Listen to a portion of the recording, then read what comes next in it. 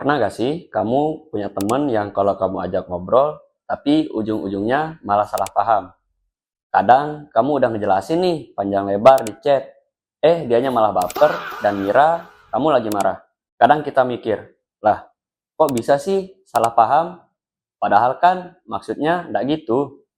Nah itu tandanya kita lagi kena yang namanya miskomunikasi. Jadi sebenarnya kenapa sih miskom ini sering banget kejadian di kita? Yuk kita bahas bareng-bareng. Selamat datang di Ikompedia.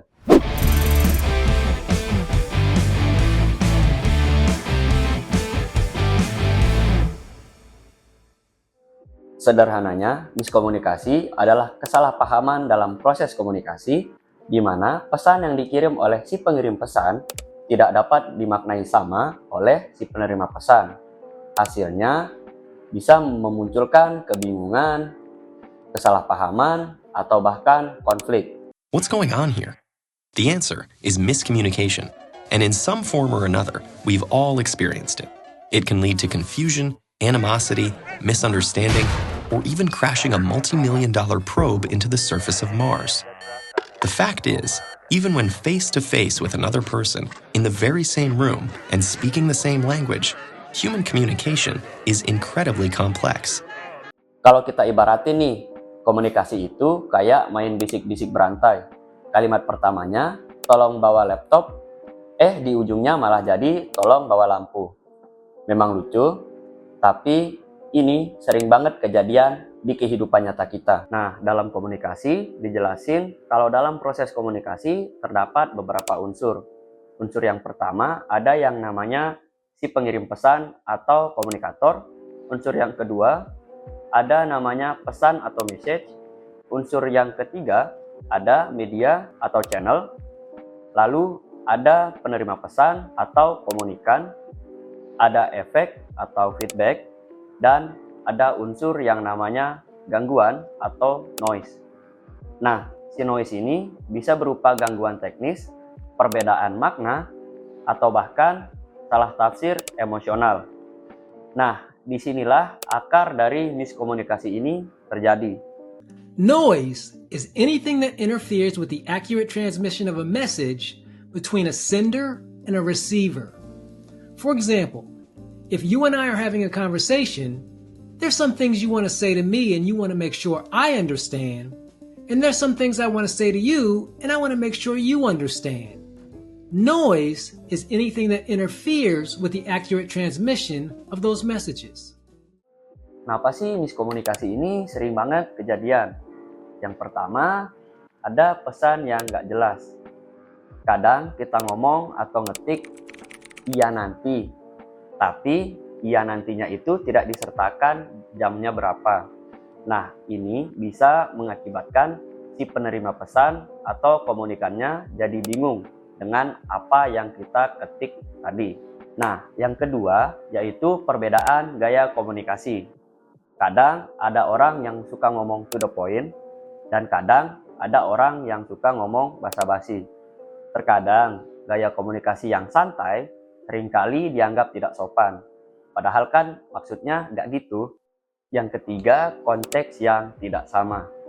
Kan di chat nih kita nggak bisa lihat ekspresi orang atau dengar nada bicara orang. Kadang pesan yang kita kirim, oh gitu, malah dibaca pakai nada datar atau bahkan dengan nada sinis.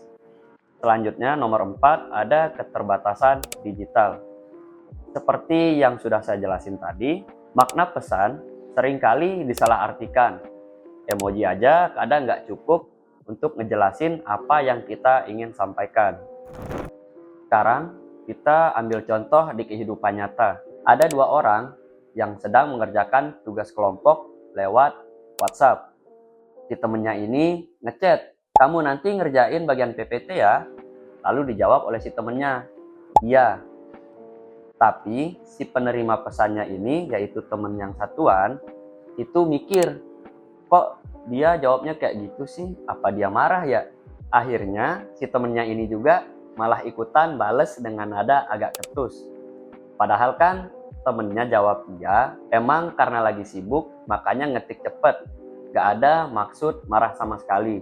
Mungkin kalau si temennya ini bales iya hanya 2 atau iya udah kok, mungkin perasaan temennya bakal beda. Nah, di sini kita belajar kalau nada dan emosi itu susah banget ditangkap lewat teks. Satu kata terkadang punya banyak makna, tergantung panjang huruf, panjang kata, atau emotikon yang dipakai. Selain sering banget kejadian di teks, hal kayak gini juga bisa aja sering kejadian saat berkomunikasi secara tatap muka loh. Misalnya ada temen yang lagi cerita tentang sesuatu. Nah, si yang bercerita ini excited banget nih.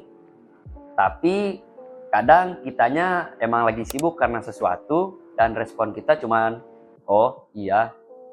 Alhasil, si yang bercerita ini ngerasa kalau dia ini tidak didengerin oleh kita dan hasilnya pertemanan kita bisa berpotensi menjadi canggung. Kalau kita lihat dari kacamata ilmu komunikasi, miskomunikasi ini bisa terjadi karena perbedaan persepsi, konteks, atau cara penyampaian pesan, baik lewat teks ataupun dengan tatap muka. Pesan bisa saja berubah kalau kita tidak berhati-hati. Makanya, biar nggak salah paham, yuk kita biasakan untuk gunakan bahasa yang jelas dan ramah, sertakan konteks yang jelas, terutama kalau lewat chat. Dengarkan dulu sebelum bereaksi, gunakan nada bicara yang tenang, dan ekspresi yang sesuai. In doing so, it's good to validate others' feelings as well. This will make you both more comfortable and make communicating easier. Next time, ask yourself, why might this person feel this way? Or, how would I feel if I was in their situation? Through a mix of active listening and empathy, it's possible to reach agreements more easily, discuss opposing viewpoints, and turn miscommunication into effective communication. Jadi e-commerce, miskomunikasi itu adalah hal yang sering banget kejadian. Mungkin terlihat sepele, tapi hal ini bisa kita hindari dengan cara berkomunikasi dengan empati dan kesadaran. Karena komunikasi itu bukan cuma masalah ngomong atau ngetik, tetapi memastikan pesan yang kita sampaikan dapat dipahami dengan sesuai yang kita maksud. Oke e-commerce, itu dia pembahasan kita tentang miskomunikasi pada episode kali ini. Sampai jumpa di episode Ecompedia selanjutnya. Dadah!